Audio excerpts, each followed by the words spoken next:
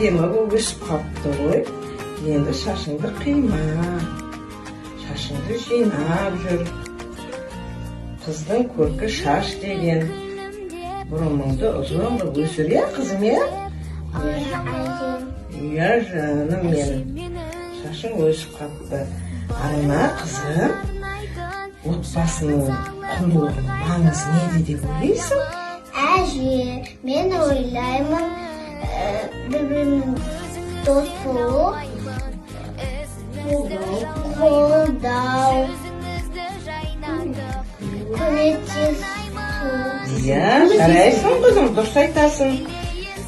Бір-бірімізді көмектесіп, үлкеніміз кішіге, кішкентайымыз үлкенімізге көмектесіп тұрсақ, соның өзі бір-бірімізге қолдау болады, я қызым, Бейжан. Сен мен гүлге су құйсам, сен маған көмектесесің, я?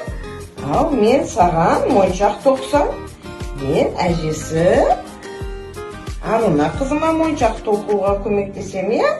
Әже, мен моншақ тоқсам, сіз маған көмектесесіз ба?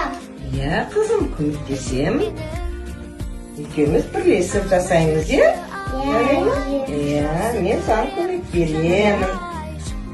Қызым, міне бір-бірімізге осы көмектескеніміздің өзі отбасымыздың үлкен бір құндылығына жатады. Көрдің бе міне?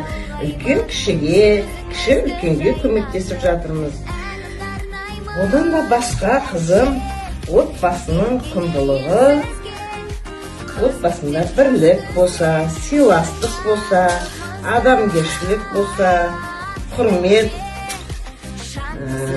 жауапкершілік болса, осының өзі отбасының үлкен бір құндылығы болып есептеледі. Біздің отбасымыз сонда мықты отбасы болады. Түсіндің бе? Әже, жарайды.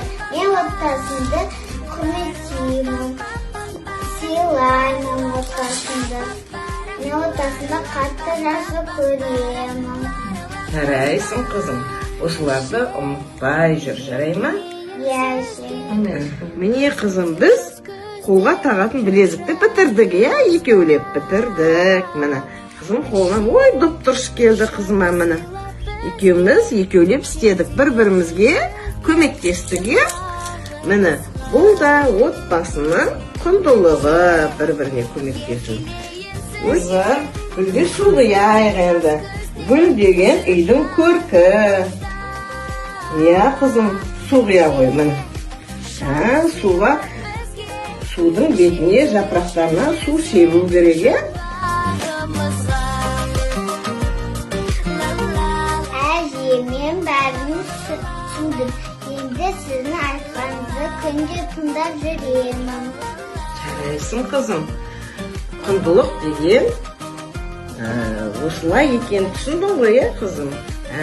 Құндылықты, отбасының құндылығын осылай сақтап жүрейік, иә? Жарайсың қызым, менің ақылды қызым.